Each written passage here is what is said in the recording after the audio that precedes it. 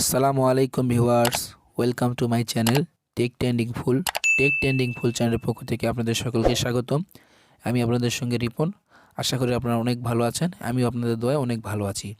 তো ভিডিওর থাম্বনেল দেখে অলরেডি বুঝে গেছেন ভিডিওটি কোন টপিক নিয়ে। বাংলাদেশ আওয়ামী যুবলীগের 11ই নভেম্বর 50তম প্রতিষ্ঠা বার্ষিকী। এই শুভেচ্ছা পোস্টারটি যদি আপনারা বা এই পিএলপি ফাইলটি যদি আপনারা ডাউনলোড করতে চান, বরাবরের মতো ভিডিও থেকে 4 সংখ্যার পাসওয়ার্ড সংগ্রহ করতে হবে। তো মনোযোগ সহকারে পুরো ভিডিওটি দেখবেন, কারণ ভিডিওর মাঝখানে 4টি সংখ্যার পাসওয়ার্ড দেওয়া থাকবে। চাইলে আপনারা সেখান থেকে পাসওয়ার্ড সংগ্রহ করে ডিসক্রিপশন বক্সে লিঙ্ক দেওয়া আছে, আপনারা সেখান থেকে ডাউনলোড করে নেবেন। আর আপনারা যদি না জানেন কীভাবে পিএলপি ফাইল ডাউনলোড করতে হয়, ডিসক্রিপশন বক্সে অলরেডি একটা ভিডিও আমি দিয়ে রেখেছি, চাইলে আপনি সেখান থেকে দেখে নিতে পারেন কীভাবে পিএলপি ফাইলটি ডাউনলোড করতে হয়। তো আপনাদের কাছে রিকোয়েস্ট, যারা আমার চ্যানেল নতুন অবশ্যই আমার চ্যানেলকে সাবস্ক্রাইব করবেন এবং পাশে থাকা নোটিফিকেশন বেলটি বাজিয়ে দিয়ে অল সিলেক্ট করে দেবেন। আপনারা যদি সঠিক নেমে পিএলপি ফাইলটি ডাউনলোড করে থাকেন, তারপরে একটি পিএলপি ফাইলটি কাস্টমাইজ করার জন্য আমাদের পিক্সেল ল্যাবে অ্যাপসটির প্রয়োজন পড়বে। চাইলে আপনার আমার ডিসক্রিপশন বক্সে ওল্ড ভার্সনের লিঙ্ক দেওয়া আছে, চাইলে সেখান থেকেও ডাউনলোড করে নিতে পারেন এবং প্লে স্টোরে গিয়ে সার্চ করবেন, তাহলে অ্যাভেলেবেল এখান থেকে পেয়ে যাবেন। তো আমি প্রথমে আপনাদের দেখাবো কীভাবে পিএলপি ফাইলটি পিক্সেল ল্যাবে কাস্টমাইজ করবেন, এবং সবার শেষে দেখাবো কীভাবে আপনারা পিক্সেল ল্যাবে পিএলপি ফাইলটি অ্যাড করবেন। তো আমি এখন আপনাদের কাস্টমাইজ করে দেখাবো। তো প্রথমে আমরা ছবি চেঞ্জ করব। তো ছবি চেঞ্জ করার জন্য অবশ্যই ব্যাকগ্রাউন্ড চেঞ্জ করে একটি ফটো নিয়ে আসতে হবে। আর আপনারা যদি না জানেন যে কীভাবে ব্যাকগ্রাউন্ড চেঞ্জ করতে হয়, ডিসক্রিপশন বক্সে অলরেডি একটা ভিডিওর লিঙ্ক দেওয়া আছে, আপনারা সেখান থেকে দেখে নেবেন কীভাবে ফটোর ব্যাকগ্রাউন্ড চেঞ্জ করতে হয়। তো চলুন কীভাবে একটি ফটো নিয়ে আসবেন। তো আমার ব্যাকগ্রাউন্ড চেঞ্জ করা অলরেডি ফটো আছে, আমি নিয়ে এসে দেখাচ্ছি। উপরে প্লাস আইকনে ক্লিক করব, ফ্রম গ্যালারিতে ক্লিক করে একটি ব্যাকগ্রাউন্ড চেঞ্জ করা একটি ফটো নিয়ে আসবো। আপনারা মনোযোগ সহকারে দেখবেন। তো এখান থেকে আমরা উপরে থ্রি ডট আইকনে ক্লিক করব, ফ্রম এই যে ফটোসে ক্লিক করার পরে এখান থেকে আমার ব্যাকগ্রাউন্ড চেঞ্জ করা একটি ফটো আছে। ভিউয়ার্স মনোযোগ সহকারে দেখবেন, আমি আপনাদেরকে দেখাচ্ছি। তো ব্যাকগ্রাউন্ড চেঞ্জ করা ফটো নিয়ে আসার জন্য আমি ব্যাকগ্রাউন্ড চেঞ্জ করা অলরেডি আমার ফটো আছে।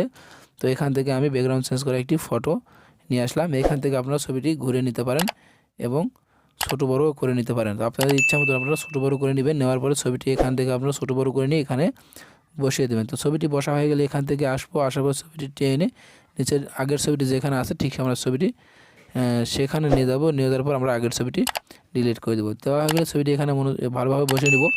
দেওয়া হয়ে গেলে আপনাদের কাছে রিকোয়েস্ট, আপনাদের যদি এই পিএলপি ফাইলটি ডাউনলোড করতে কোনো সমস্যা হয়, সঙ্গে সঙ্গে আমার হোয়াটসঅ্যাপ নাম্বারে যোগাযোগ করবেন, আমি আপনাদের সমাধান করার চেষ্টা করব।